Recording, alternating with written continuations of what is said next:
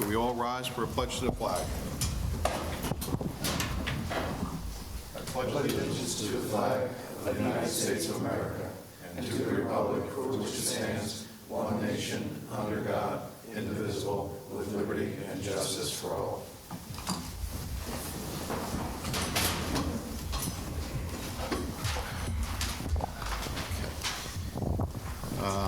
Okay, so this time could we have the secretary perform a roll call attendance, please? Here. Here. Here. Here. Here. Here. Okay. All the board members should have received the minutes from the April 7th meeting. If there's no questions or concerns for the secretary, somebody wants to make a motion to accept the minutes? I'll make that motion. Okay, motion's made. Do we have a second? I'll second that. All right, second. All right, all in favor? Aye. Aye. Any opposed? Seeing none, motion carries. Okay. So our first item on the agenda this evening is a discussion regarding Overcreek and Chapel of Sacred Mirrors lot line realignment. Yeah. Good evening. My name's Karen Labruto. I'm a senior planner with Labella Associates. I'm here representing the co-applicants, Overcreek LP and COSM for Chapel of Sacred Mirrors in their application to the Planning Board for subdivision and lot line adjustment approval. As you all have just discussed, COSM is seeking a 1.466 acres to be deeded to them from Overcreek LP. This portion of the property is on the western side of the Overcreek parcel. It contains an approximately 1,500 square foot residence, shed, garage, and outhouse. The residence is currently used as a residence and will continue to be as such. I believe it's employee housing at this time for COSM. The property has been rented by COSM for many years, and the objective of this is simply to cease the landlord-tenant arrangement and continue forward with COSM owning this property. As was mentioned in the discussion prior, the applicant, we seek on behalf of the applicant that the double setback not be applied because the Overcreek LP property is in conservation and is not being used as residential, so that it doesn't seem like it should be applied. I overheard that there's an interest in having the remaining COSM property shown on the plat, and yes, we have left it the way it was in the presentation materials with just like kind of focused materials, probably partially to save the cost for the applicants or for the applicant, but they seek approval per the conditions. Thank you. Okay. All right. Does any board members have any question for the applicant? No. No? Okay. All right, so let's go to staff. Go ahead, we'll start with the planner. So the two things that we discussed in the pre-meeting, one was the entrance onto New Hamburg Road, the existing entrance. One, I think that should be shown on the plat, and also curious if you are planning to maintain or abandon that entrance. As far as I know, it's being maintained. Okay.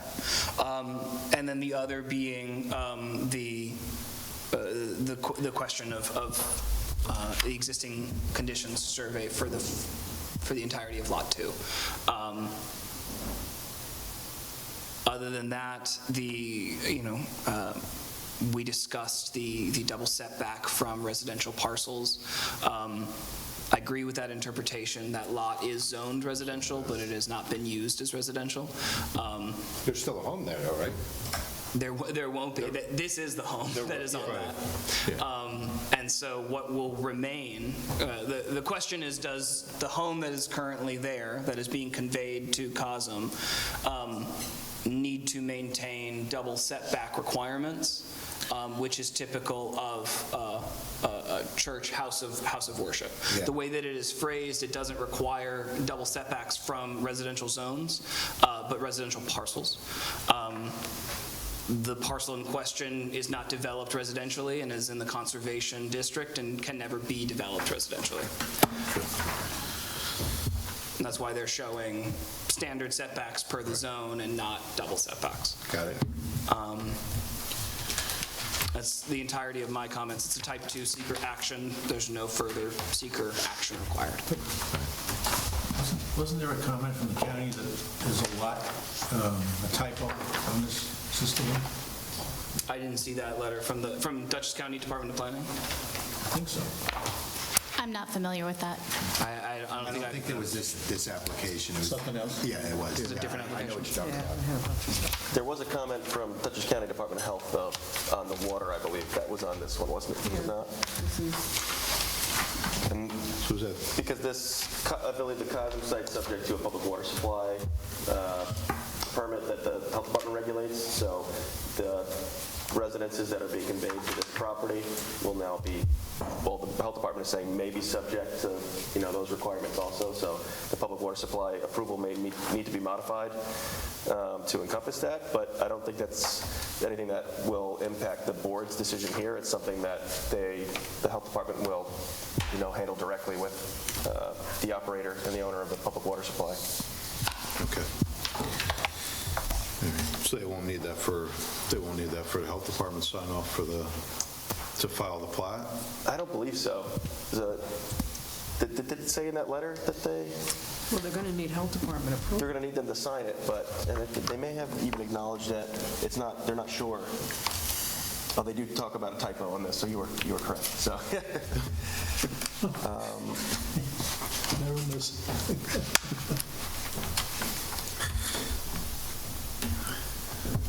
yeah, they say once it becomes part of that parcel, so after filing. So it wouldn't need After to be filing, addressed. then They're they'll just have to raising go. it. And they don't even say that it will impact. It says that once the added property is part of that parcel, and part of that public water supply, plans and reports may be required to address it. So, but nothing that needs to happen prior to filing the map or signing. So then it was just brought to our attention, that's all. Exactly. As far as the typo on the plans, it's enumerated in the April 17th memo from Dutchess County Department of Health. Thank you. All right. And Christian, you didn't have any other? Nope. Okay. All right. Joe, anything you want to bring up? Okay, thanks. All right. Does any board have any other questions for what's being proposed?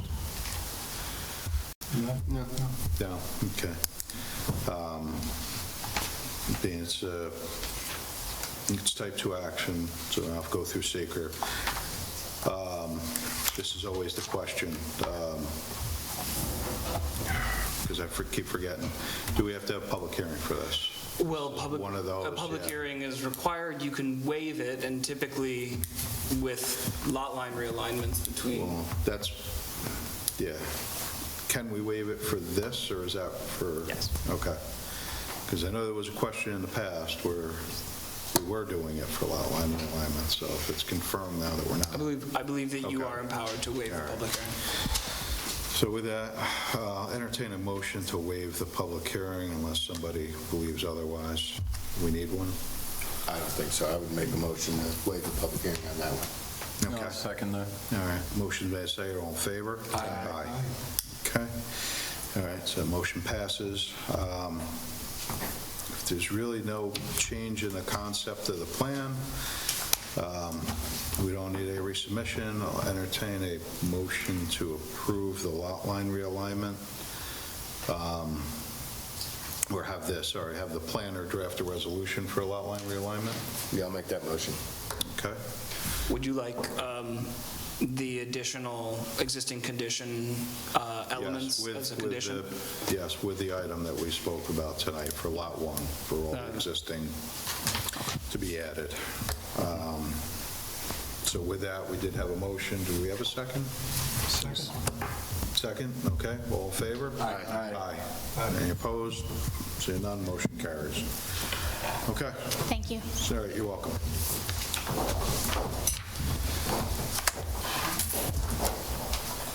All right. Okay. Our next item on the agenda this evening is Kingdom Hall amended site plan.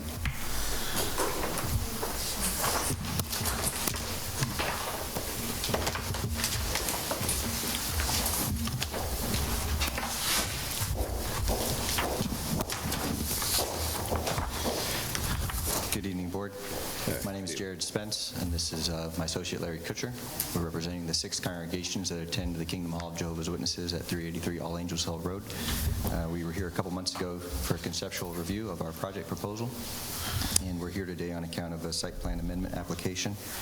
And just as a reminder for the project scope, we have some exterior finishes that we're looking to replace, as well as relocation of monument sign, replacement of roof covering, gutters and downspouts, repairs to asphalt, some installation of dry wells, and replacement of site lighting fixtures.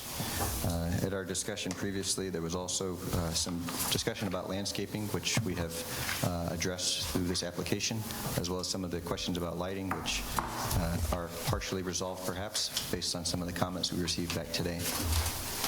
We did receive a few comments back from, I guess, various consultants that we'd be happy to discuss a little bit this evening, if you don't mind. We have some follow-up questions on some of those, but we're eager to hear any comments from the planning board as well as to what we can do to continue to move forward. Okay. Well, if you want, we could go through the review letters first, if you wish. So you had questions regarding the planner's letter? Yes, sir. If you have perhaps the first one from H&H. Yes. So we'll start with Malcolm, if you want to kind of go through your letter. So, the lighting plan, as it is proposed, would require a number of waivers from the planning board. I think that for the applicant, in subsequent submissions, if you can do something slightly more clear, because I know that a number of the lights on the site are existing and are proposed to remain, and a number of them are proposed to be replaced. And so differentiating both on the lighting plan and in the schedule of proposed luminaires, what is existing and proposed to remain and what is proposed to be replaced. And if you are requesting waivers, enumerating those waivers and making an argument in favor of those requested waivers. I think that part of the issue that lends complexity to the situation is that a number of the lights on the site belong to the applicant, and a number of them belong to Central Hudson, right? Correct. Okay.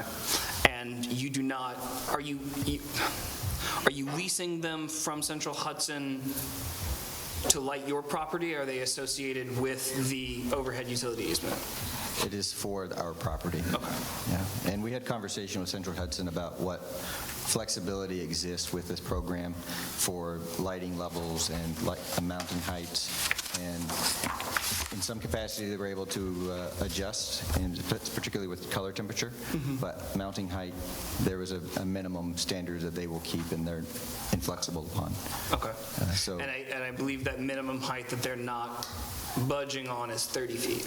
Yeah, so we revisited the height of those fixtures across the site, and there are a variety that are already mounted at 25 feet, but that is the floor on the height that they're willing to go to.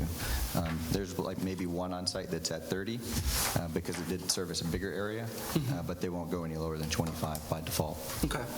So I think as far as the waivers that are being requested, all of the lights that are not being leased by Central Hudson are at 15 feet or lower and are all at the required color temperature of 3,000 Kelvin. So when Central Hudson did them originally, were they originally permitted and to code at that time? I imagine that these were I've seen done. Central Hudson do this a lot and not get permits. Well, that's a question for the applicant. When were these lights installed? That is a great question that I'd love to provide the answer to you later. Okay. Because the lighting code was changed within the last 5 years. Yeah, I know, but if they were originally, So Central Hudson has never come in for permits to put these lights. DCH Toyota was a perfect example that used to come up a lot at these meetings. They would deal with the applicants, offer that program, and if they agreed, they just put them up. This was a situation with Poughkeepsie Nissan and Plimpton Hills, right? That whole parking lot was lit by Central Hudson as a part of this program, and when they came in for subdivision and amended site plan, they had to fix it. they had to They change wanted it all their compliant, lighting. yeah, because they were never permitted and compliant in the first place when Central Hudson did them. Yes. Which is exactly what we got going on here. That being said, I do think that there are also areas of the site that exceed 5-foot candles, and that would also require a waiver. So we'll either need to bring down those lighting levels, or make that waiver request to the board. Could I ask a question about that process? Is that a particular form, or is that just its own? That would be a part of your approval. You would be requesting that waiver. I can't speak for the board, but they are, strict when it comes to the lighting code and what waivers they will grant. I will just say that. Sure, I just want to be sure about the mechanism to make the request. It would be a part of your amended site plan review. That waiver would be disclosed in your final resolution. It does not, as a process, it is not separate from this. Okay. It would just be a memo. I would just be asking for a memo from you enumerating which waivers you are requesting and giving you an opportunity to make that, the argument for those waivers in writing in the record. Okay, so we can provide a narrative description of that request. Yeah. All right. The landscaping, as was represented at their last appearance before the board, there's landscaping along the front and the sides of the building that come right up to the building, and it sounds like it is creating drainage issues for you, water damage issues inside the building. So what they're proposing to do is to remove all of that, and they're proposing a hedge across the front lawn. That hedge is 3 different plants. They're not native, but they're not invasive. If you would like to see alternative plantings, we can discuss that, but otherwise, it's a diverse hedge. I think it'll be about 3 feet in height with evergreen elements across the front yard. Signage, they're proposing essentially to replace the existing monument sign and relocate it. That would also require a waiver because it is a monument sign in a residential district. My understanding is that in the past, this board has been lenient with places of worship for that kind of signage because as a rule, that kind of signage is not permitted in residential districts, but places of worship are a place of congregation, a place of assembly, and they are almost always in residential districts. We see a picture of the proposal, Of the sign? This monument sign? of the monument sign. Yeah, we do have one available, if we can use it on these monitors. And the proposal is to light this externally, is that correct? Correct. With overhead. It's got lights over the downlight, top, right? going down, yeah. Top-down lighting. It's in this here. It's in there. It's on one of the sheets in the set. Where on the property? Where? I think didn't they have something on the top of the I sign? assume there's a sign there now, right?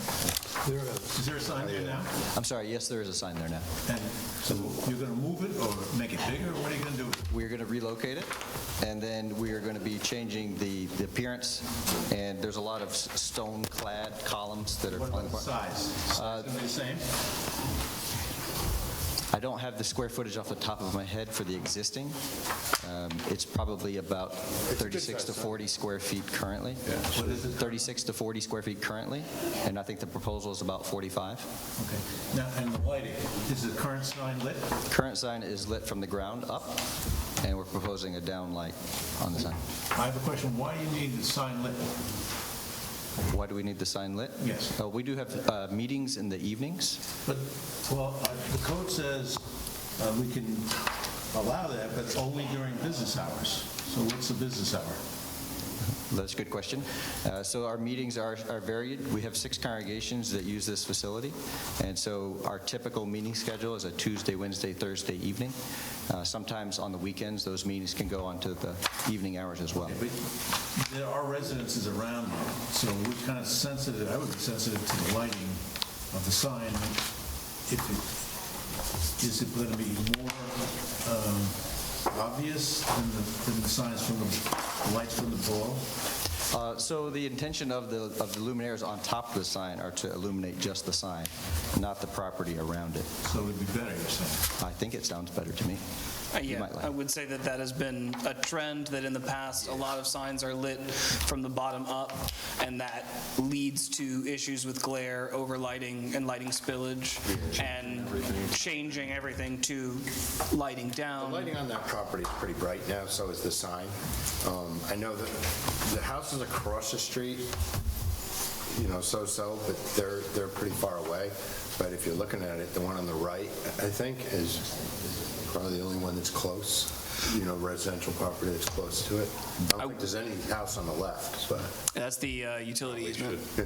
Yeah, but the house to the right is very close. They do have a stockade fence, but it is right up on that parking Yeah, I'd lot. be worried about that one and across the street a little bit, but. I would also point out that the Dutchess County Department of Planning issued a letter where they point out their concerns with the lighting plan. Yeah. Have there been complaints? No, not Is to this my sign knowledge. lit more than that one? I think that the lighting condition of the proposed sign is an improvement on the existing. I think that we will still want it to comply with the lighting code, but I would like to see all of the site comply with the lighting code, not only the sign. How often do you leave the lighting on? You turn it off after your meetings are concluded at night? The majority of the site lighting is on a daylight dusk sensor. There are some timed operations, but the intention of our new proposed lighting, particularly with the pole-mounted fixtures, is automatic dimming, reducing illumination by 50% unless a motion is detected, so as to keep lighting levels to a minimum. But I think it's on a daytime dusk sensor otherwise. And the sign lighting as well? I'll have to confirm that. If you could get back to us. Is there a specific request being made, just so I know that we'll be compliant with what that is? The question comes, could we set the time limit? I mean, if it's during Robert's saying it's during the business hours. Nothing after 10 o'clock, 11 o'clock? Oh, sure, if that's, Yeah. we can certainly have an endpoint for that, so it's not going to go through the night. Yeah, I think that would be a reasonable compromise to the whole thing. We can have them put a timer on it, We can go that route. And that way mentioned we know that at a certain hour, we'll set in the resolution that it's, that it's to be shut off and not on all hours of the night. You did mention that the majority of the lighting, is there a difference in dimming procedure, policy, capability between the lights that you own and the lights that you lease from Central Hudson? So our ability to dim and manage Central Hudson's features and accessories on their devices is limited. So I think they might only have a day-dusk sensor for their operation. Okay. I would have to confirm that to see if we can have a definite shut-off time for that. That would obviously be desired. Okay. What we provide, it's subject to what particular products we procure. Yeah. But we'll check on the Central Hudson to see what options exist for manual or timed. That will be an issue for any conditions that we might put on the site plan. My fourth comment is about, we will, I'm sure, continue to talk about lighting. My fourth comment is about parking. You're making some changes to the parking. I imagine that the site currently provides more parking than what is required by code, but I would ask that you add a parking calculation table to the plans. What's required by code, what currently exists, and how many spaces you're proposing. My expectation is that there are more parking spaces than are required by code. You're probably reducing by a few spaces, but also based on aerial imagery, you use that parking. So I don't anticipate an issue there, only that I'd like to see that table on the plan so that we have a clear idea of what's changing. And if you can confirm either tonight or in the future what your total area of disturbance is, that will help us classify this action under seeker. My expectation is that there's going to be fewer than 4,000 square feet of area disturbance, which would classify this as a type 2 action. If that's not true, it's not a problem. It'll just mean that it's an unlisted action, and then we can discuss how we want to proceed regarding seeker. All right, we'll clarify that in our next submission, if that's okay. And if you're just milling pavement and repaving, that would not constitute disturbance. So your ground disturbance should be pretty minimal for this. Is trenching across considered a disturbance that we would quantify? That would be considered anything that's really disturbing the soil beneath. So, but there's probably not much of that happening. Yeah, very little. Yeah. Okay. I'm imagining a little bit associated with the signage, the drainage improvements, but the work that you're doing to mill, repave, and the work that you're doing to the building itself would not constitute. Okay. We'll provide that. Thank you. Do you have a base that you're putting the sign on? Yes, ma'am. If you can see on the monitors there's a concrete foundation that would be provided. That's it? Structural rebar. So, just in case, if there's going to be more stonework or whatever, that should be shown. Yeah, so the finish here is really, I think it's just showing a stucco finish as the final finish with the monument sign. Any landscaping around it? I would have to consult the landscaping plan if you go to sheet. I did not see any proposed on the plans. There is existing landscaping around the existing sign. So that would be something for the planning board and for the applicant to consider if you want to propose any. Yeah, I don't know that we show it. It might be sheet 4. If there is any plans, just make sure that it is reflected in the landscaping. Okay. Plan. Yeah, it doesn't appear so at this time. Okay, I think that covers me for that particular review. There was a question or two on Lawrence and Jay Paggy? Yep, Paji, yep. That was, we only had a few comments. The first comment at the last meeting, we talked about them submitting the prior site plan, just so we had something to compare this to. There was discussions about what the approved landscaping plan was, what the approved lighting plan, parking plan, that could have been used as a reference, and any other approval requirements that were associated with the original site plan that the board would want, possibly would want carried over to this site plan. I know it's an older site plan, but I don't believe anything was submitted with this current package. Did you guys? Yeah, at this moment, we're not able to provide that. Okay. I don't know if anything, I know there was talk last time as well about whether it would be able to be obtained or found within local records, and I'm not sure if that was obtained. Yeah, so if it's really, it sounds like the applicant tried, the building department tried, we couldn't find one, so really, it's up to the board how much additional detail. We just rose it as a point, so it's helpful to have with these amended site plans, but it sounds like that may be too difficult to obtain. So our only really other comment was just noting that if any of your improvements sprawl into the county right-of-way, you'll need a permit for that. So just adding a note that no work in the right-of-way will take place without any permits. Okay. So could we use the verbiage, just a permit from the DPW shall be obtained prior to any work within the right-of-way? Correct. That's sufficient? Perfect. Yep. Okay. Very good. Thank you. Okay. All right. So with all that, does any of the board members, do you have any questions for the applicant?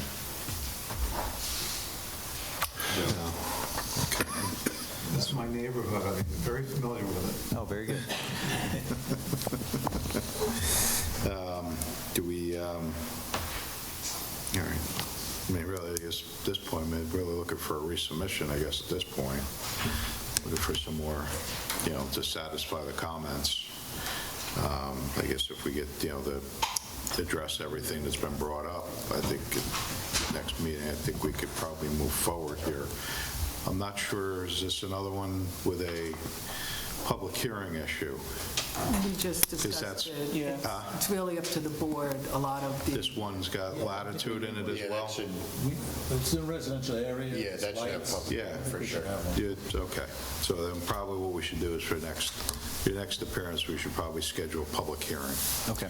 Everybody seems that we should be doing that, so I'm not sure if you have a date in mind, because obviously you have to answer, some of these questions and put some stuff together. I don't know, I mean, the earliest would be probably the second meeting in May. I mean, I don't know if that would, what's the date, was that? May 19th. Okay. Do you think that would give yourselves enough time to put everything together, or do you want to give it another couple of weeks? Yeah, I'd have to consult with some of our team members to see about our ability to provide all of the answers that would satisfy. And then I'm not sure if we'd have to have any mailings go out from us, so there might be a little bit of time needed to even get that organized. So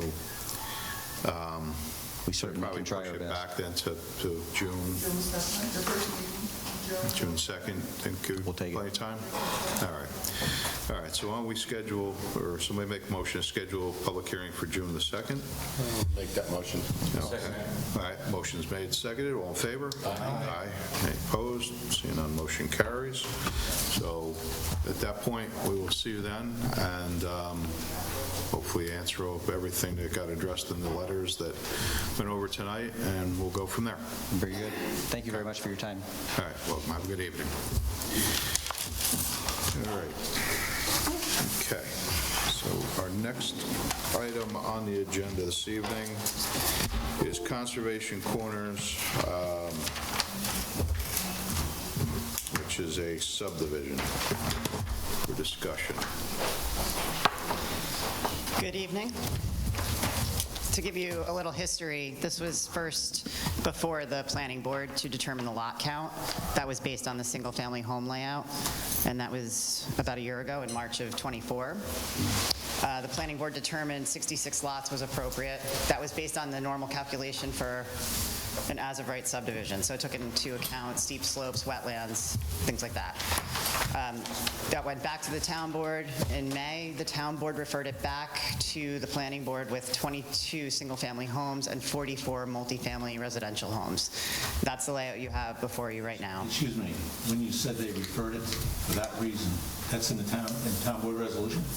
That number, yeah. No, not the number. You just said 44 multifamily homes. Yes, that's in the resolution. That was submitted in the packet. Because this is a single-family zone, which doesn't allow multifamily zones. 24019B allows you to modify lot requirements. Area and dimensions. And the dimensions. Area and dimensions, Yes. not the use. It's in the resolution. Oh, shit. Okay, where? It is...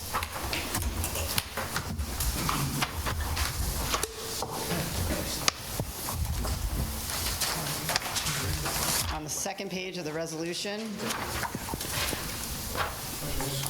I'm sorry. It's the second whereas in the resolution.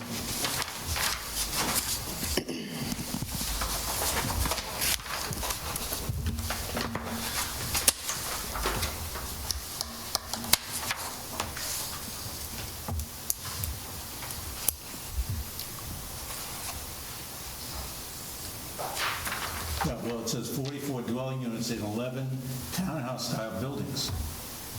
Yeah, yeah. They're not multifamily, they're townhouse-style buildings. That's the municipal definition of it is multifamily, attached multifamily. Well, I don't agree Up with to that. 4 units. I don't think that's permitted. They're intended to be single-family owned, am I correct? Yes, individually owned, yes. Yeah.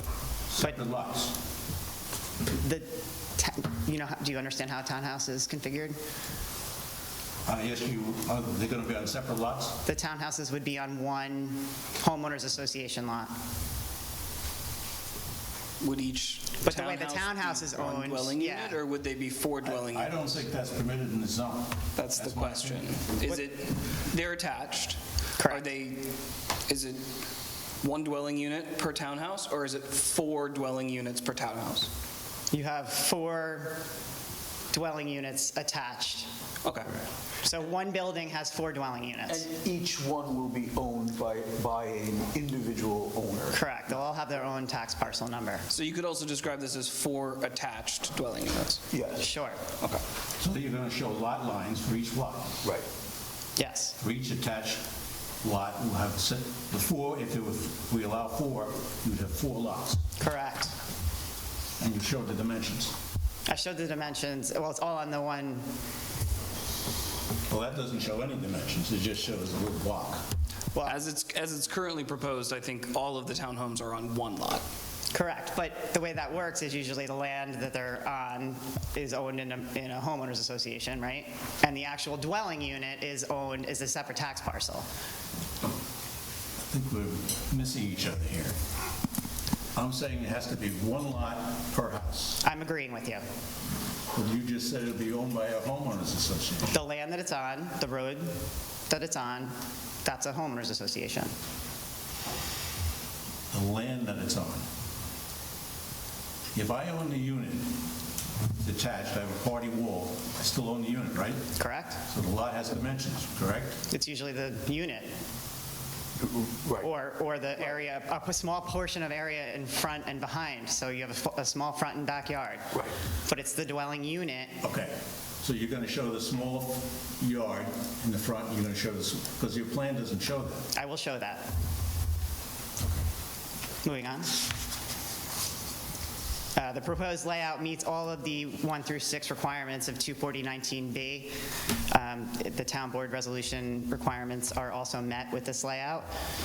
This proposes, as I said, 22 single-family homes. 4 of them are not off of the main road. They're off of the existing road. 4 units would have their own septics and wells. The rest of the properties would be served by a community water system and a community sewer system that would discharge on-site, would be treated and then discharge on-site. That just discharges to daylight? It gets treated, like, it has a tertiary treatment, so it's basically treating it to the point of clean water. And then, yes, it would get... Where's that located? That is located...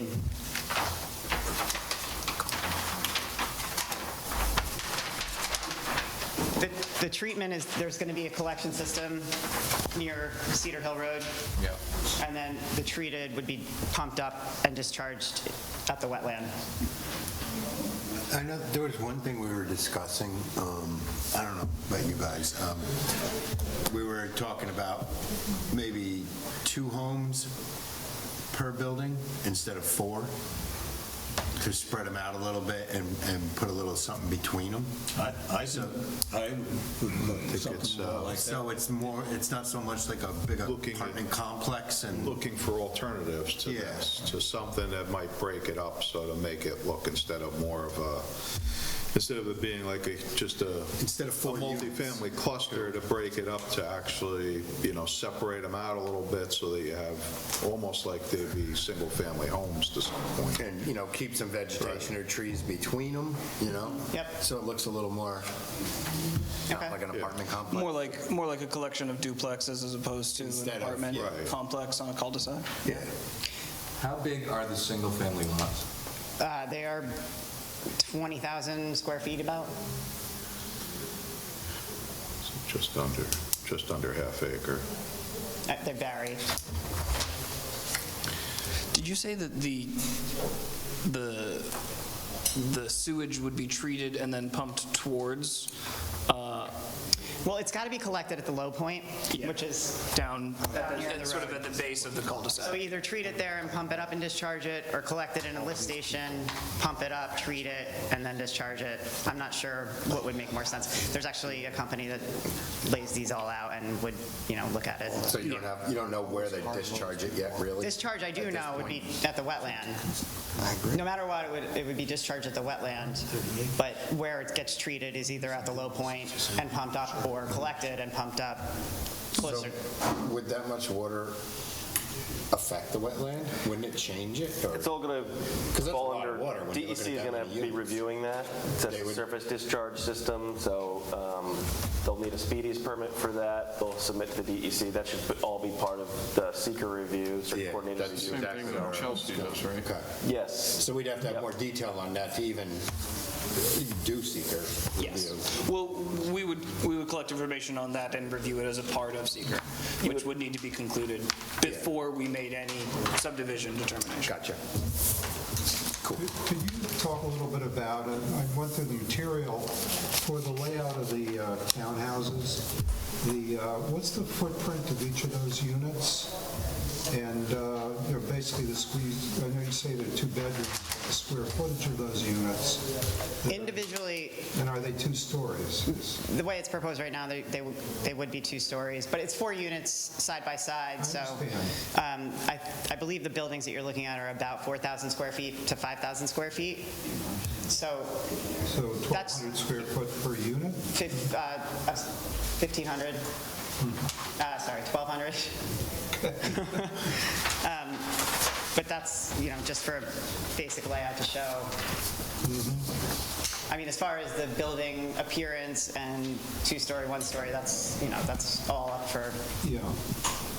the I board's wasn't review. asking about appearance right now, just want to get Right. some of the basics Yeah. I couldn't get from the material.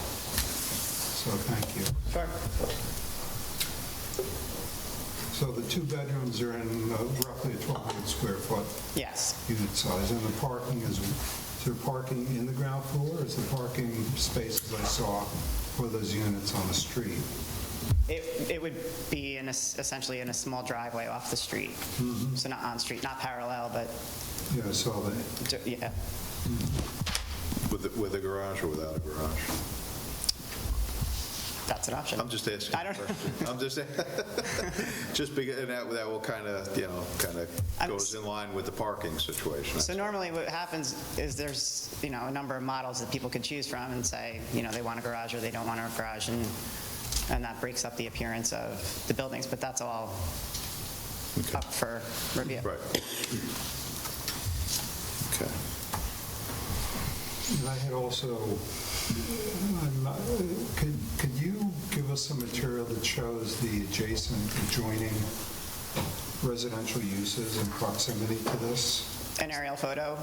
Well, I think we're talking, just Showing we don't know where the showing neighbors' houses are exactly in relation. where the actual houses Yeah, are on the adjacent property, Okay. showing where the physical structure is. Okay. So if that could be updated.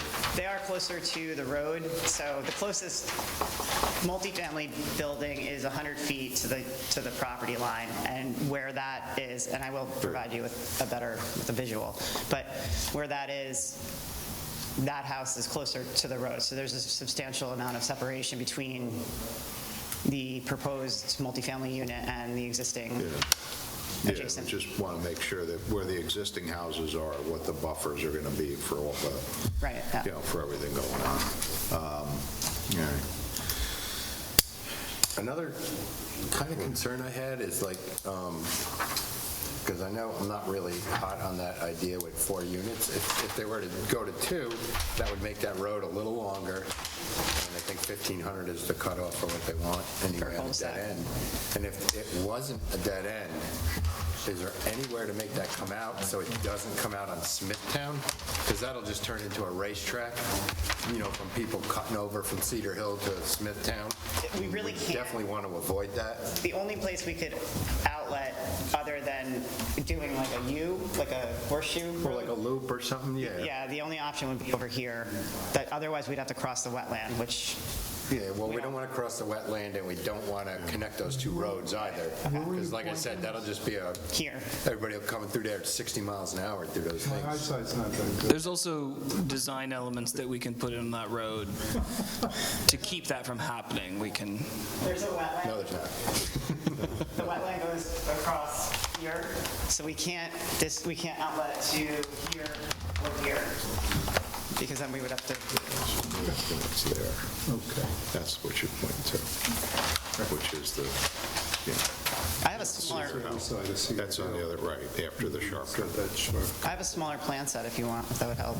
Yeah, no, he was just in question of where that actually emptied out. So he can't see it that well from here, but maybe, I don't know, maybe we'll get some better TV screens that we can see in the future. All right.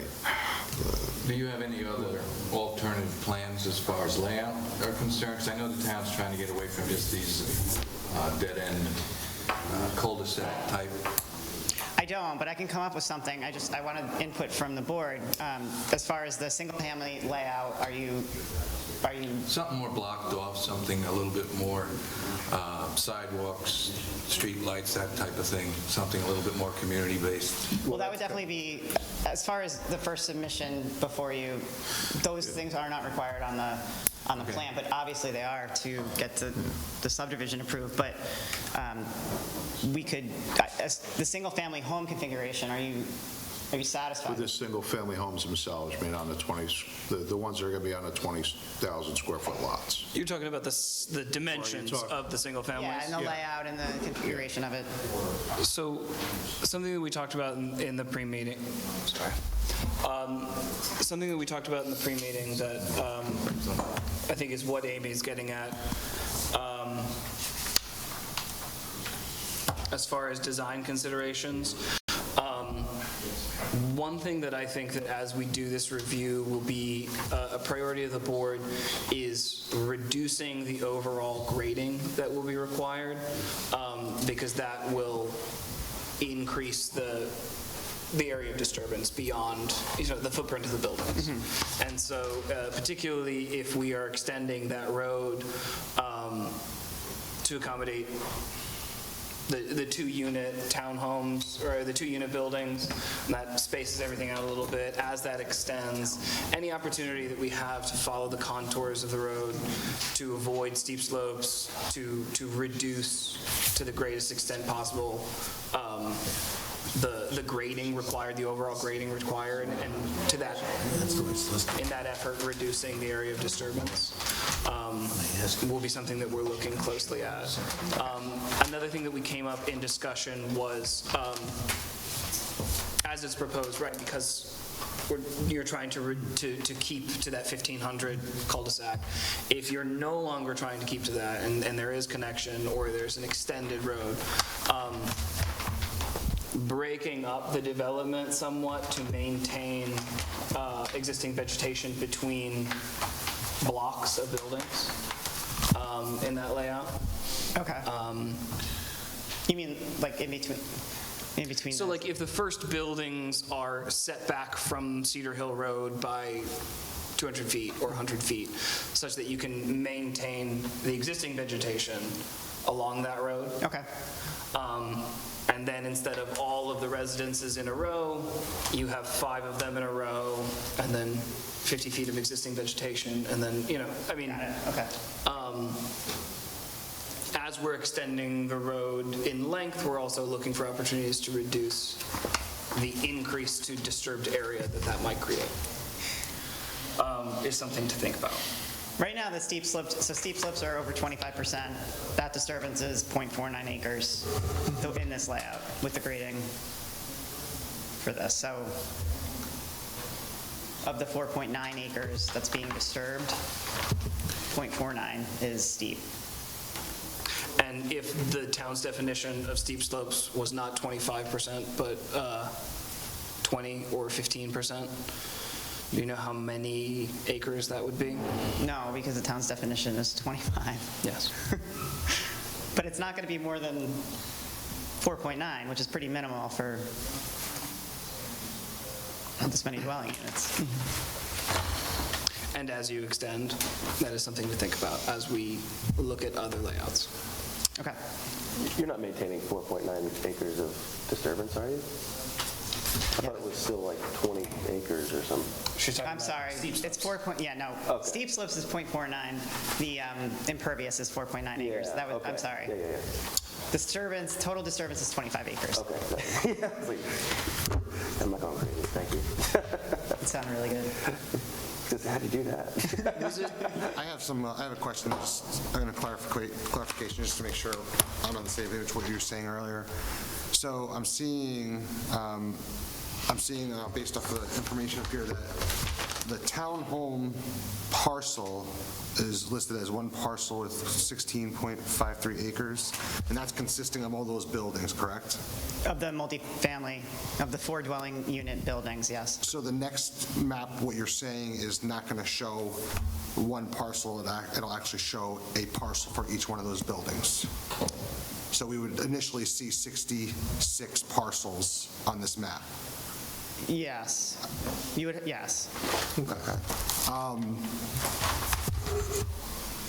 So just, and this is just me, I'd prefer to see all the houses to have at least a half an acre of land, if that, is even possible. I'd also prefer this not to be one straightaway where cars can just fly up and down the road. More of a concept that has got a community square in the center of it, so maybe the road kind of goes in a loop, and you have a field in the center to where people can at least gather and have some land to, have a party or birthday party or something. It just seems that with this structure here, there's no ability to enjoy all the land around you. It's kind of like you're limited. You have a small piece behind you and a small piece in front of you that you own, but then you're going to be limited if there's no other detail that's, I know, is done in future planning, but something more of like a courtyard style would be, that's what I would prefer. So, Well, I think conforming to 240 like they're looking to do, we would need some kind of community center. Yeah. that's some actually not a walking requirement in trails. 240-19B. No, that's it, that's the other one. That's 240. Yeah, that's 240. That being said, 240-19B does talk about how the proposed open space parcel is going to be used. Whether that's going to include, like you're talking about, a courtyard or some area sort of in the center, barbecue pits and benches, whether that's going to be walking trails, whether that's, whether it should all be pristine, or whether this area should be pristine and untouched, and this area should be used for passive recreation. Sort of decreasing the open space area and increasing the building area. That's what we're talking about. What you brought up earlier, I would be a concern here. You have all of these people here that can now start to encroach and expand their backyards as much, right? Wouldn't be the So I didn't bring it up before, but a very strong recommendation from me is that the way this works, their townhomes have their own lot, that monuments get put in the back. Yeah. Bordering the wetland buffer. Well, it should be where their assigned property ends, and that anything on the other side of the monuments is part of the conservation district. Because houses like this get sold a lot, and they don't always see that there are restrictions, and then you have a few people who start pushing back. The monuments would kind of keep everybody in check. So when you have a situation like this setup, that's what I'm saying, is that if I was to buy one of these units, there's really no place for me to do anything. If I have a small footprint of land I own, I would just You'd want a hard-defined border back there. I would just start making it bigger in the backyard. Yeah. If you have something that this kind of circles around, that I can say, oh, look, if they want to go play baseball or soccer or something, there's actually something that they can go. Like I said, opening it up to give some more space. I think that it's just I understand what you're trying to accomplish. It's just too tight for me. That's all. Jim, I think you're looking at something like Hamlet Court. They have a large circle of land in the center. Yeah, exactly. They have 6 or 8 visitor spots. The open space, it doesn't necessarily have to be, it could be a recreation area, so it could be, that the area, the homeowners association could be spread out and made bigger and still be considered open space. It's just not as much impervious. You have more like, recreational things. So there is definitely room to do that, to take some. Right, and I think part of what the board is looking for is your thoughts on what that conservation, the conserved land would actually look like. What's the range of What do you want to do with it? Yeah. or disturbance that would be allowed? Show us what you want to do. I think Passive recreation here, Recreational purposes. pristine here, like a plan. So I think there's a requirement under this section of the code that a certain percentage of the property be a conservation easement, where it has to stay as is. And then the rest of it could be, it wouldn't be considered impervious or disturbed. It would be more lawn-like. It wouldn't be buildings. It would be. Well, the code says that a certain percentage of the lot needs to be open space, but that open space can look like a couple of different things, right? It doesn't require that all of that open space be, forested land not to be touched. Some amount of this certainly will, particularly around the wetlands. Some of that could be passive recreation, like walking trails. Some of that could be more active, like the community courtyard. I mean, I think that there will be a lot of tweaking in that regard, but the board would like to see some of your thoughts. Okay. Some level of proposal of, these areas could be used this way, these areas would be reserved for this. And I agree with Barbara, particularly on the single-family lots where you have a yard that goes 40 feet and then there's no real change between that and the next 600 feet. And it's cleared initially. Yes, So but then they it just grows keep in, spreading right? out. So particularly on the single-family lots, but I think that in general, we'll look for some markers, and with wetlands, we use large boulders, but some marker of what distinction between what is more active recreation and what is more passive, and what is privately owned and what is part of the open space parcel. Okay.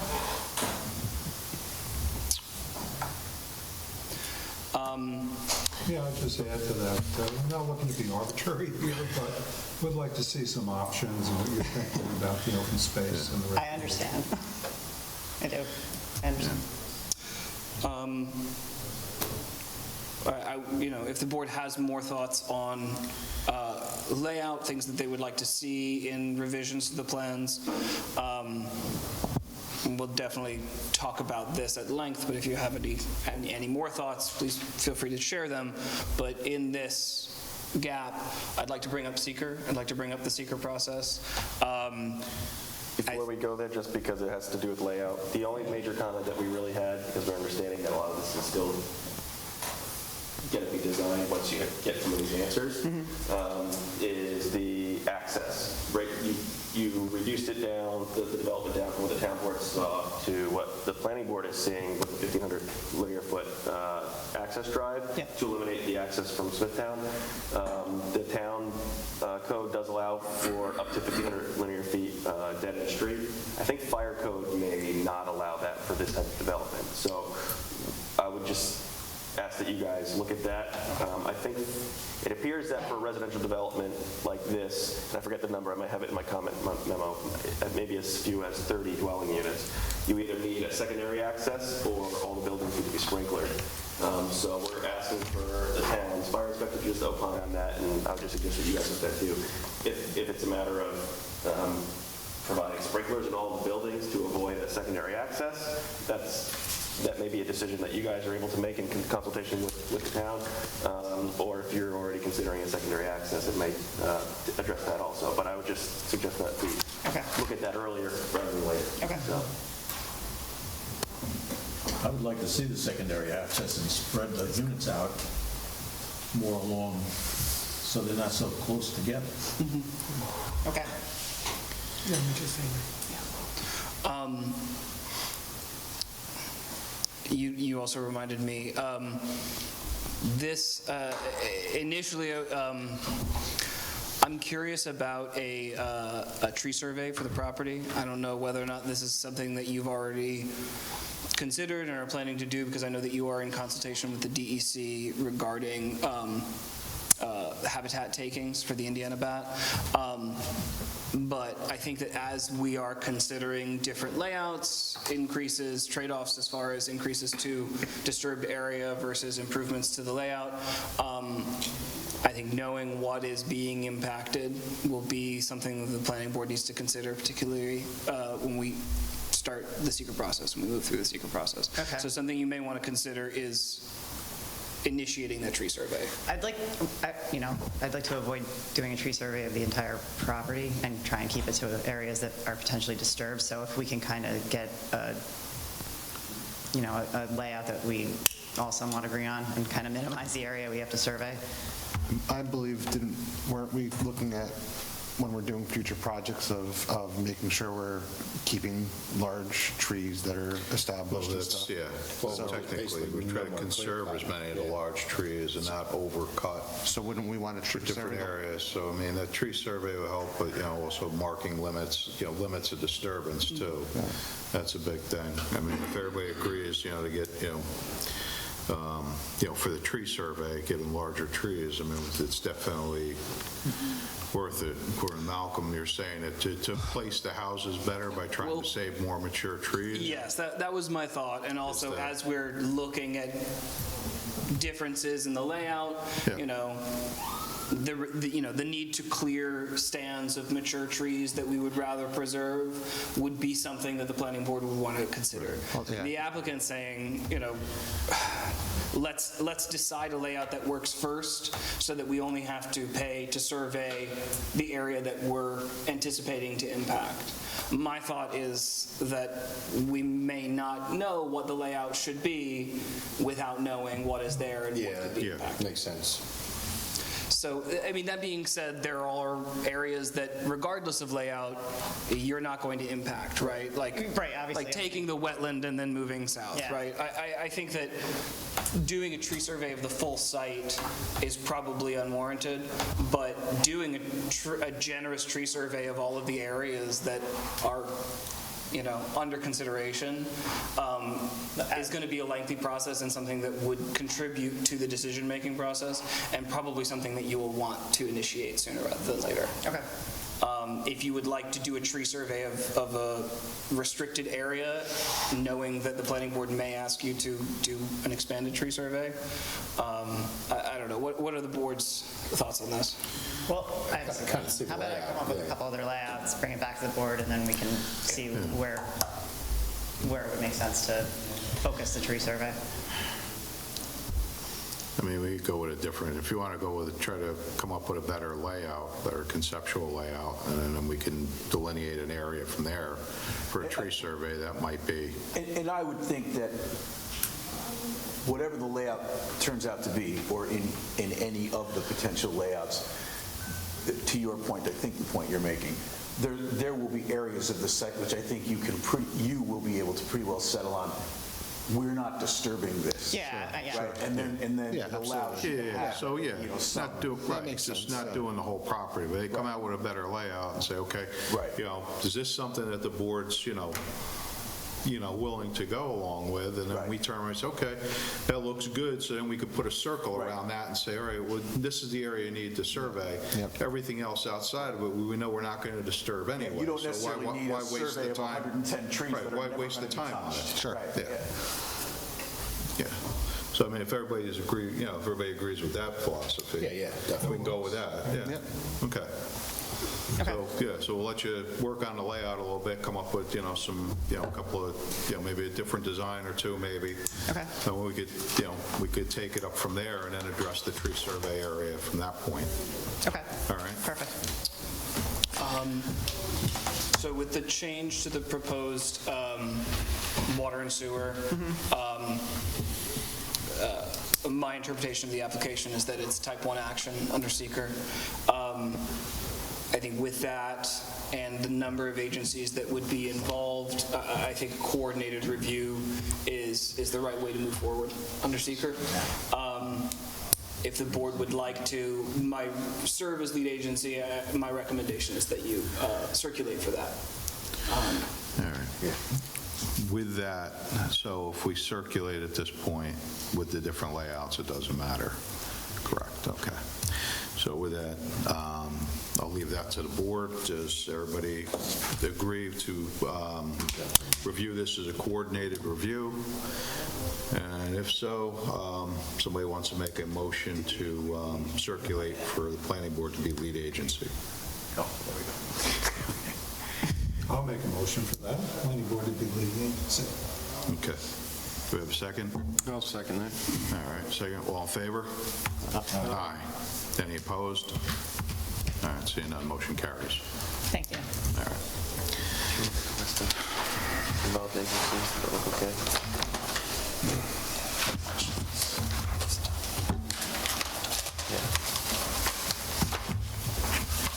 Have a good night. All right, good evening.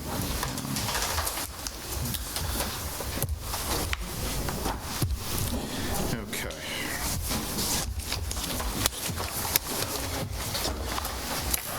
All right. Okay, so our next item on the agenda this evening is a conceptual review for 33 Middle Bush Road, which I guess would be for a possible amended site plan.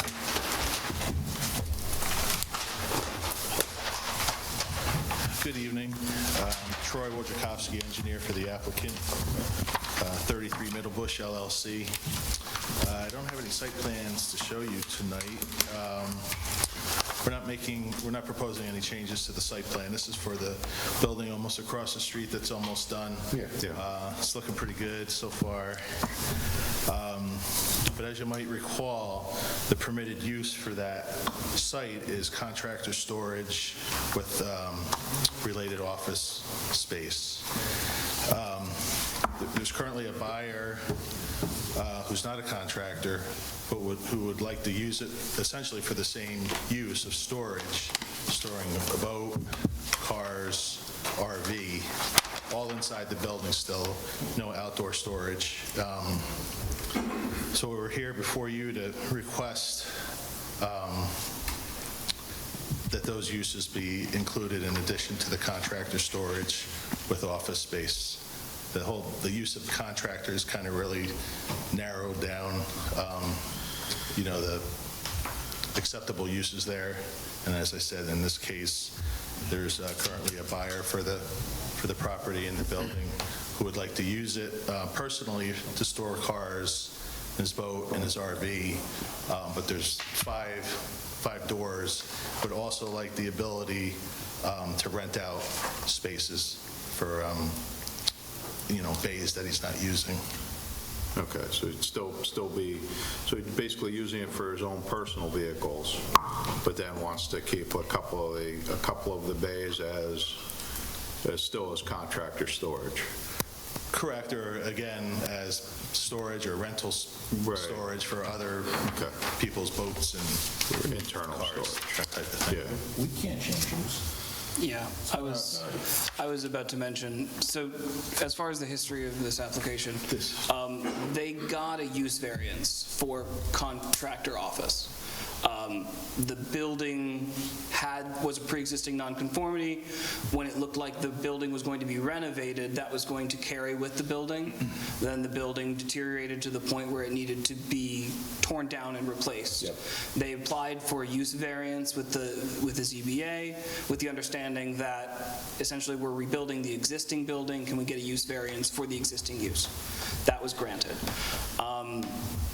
But you do not have the ability to grant a use variance, which is essentially what would be required. So it needs to go back to the ZBA. This is a storage use.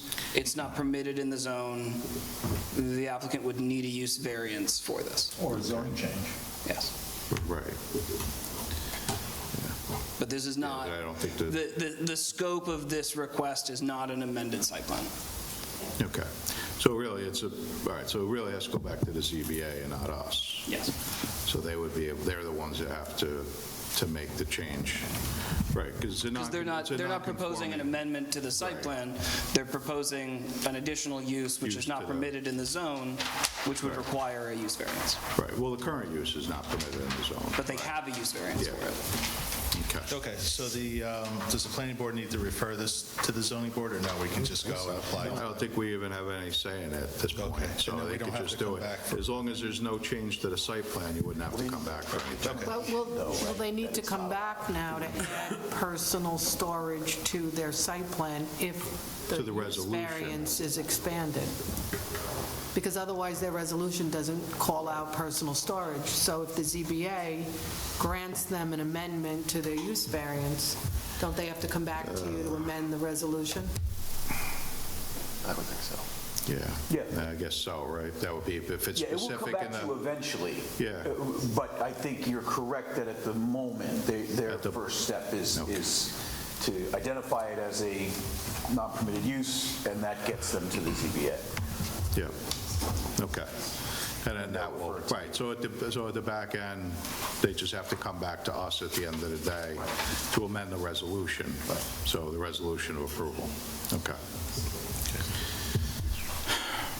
So that's the roadmap. Okay, no, that sounds... All right, so it'll go to them, then back to us. And I said, if they approve the use, I don't see it changing the actual resolution shouldn't be a big deal. Okay. Okay? Very good, thank you.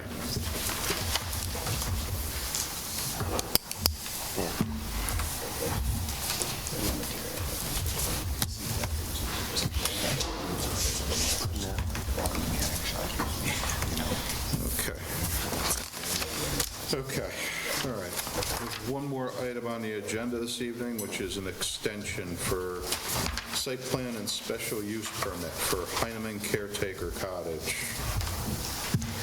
Mr. Chairman and members of the board, just if I may, I do want to recognize for the benefit of the public and the record that Ms. Ryan, who represents this applicant, and I are colleagues at Vanderwater, so we will recuse from... Yeah, you want to recuse yourself from this, from any discussion regarding this? Yes. Correct, okay. Thank you, Joe. Good evening, Mr. Chairman, members of the board. I'm Sarah Ryan, Vanderwater and Vanderwater, here on behalf of Ms. Heineman. As you'll recall, we obtained site plan and special use permit approvals to legalize an existing structure on her property into a caretaker's cottage under the code. The engineers who are working for Mrs. Heineman, Dana Tacosa, are in the process of finalizing the approvals through the Department of Health. We are seeking additional time to do so. We are seeking 2 additional 90-day extensions. Hopefully we will not need that, but I'm hoping that this is one trip to avoid a second appearance. Okay, so you should be able to get it done in the 180 days? Yes. Okay. All right. So with that said... I'll make a motion to grant that. I'll second that. Okay, motion's made and seconded. All in favor? Aye. Thank you very much. You're welcome. Okay. So now at the end of the agenda, does anybody have anything else they wish to discuss this evening? Okay. All right. So none. Entertain a motion to adjourn. Some of them. Seconds. Motion made and seconded. All in favor? Aye. All right. Almost thought you were.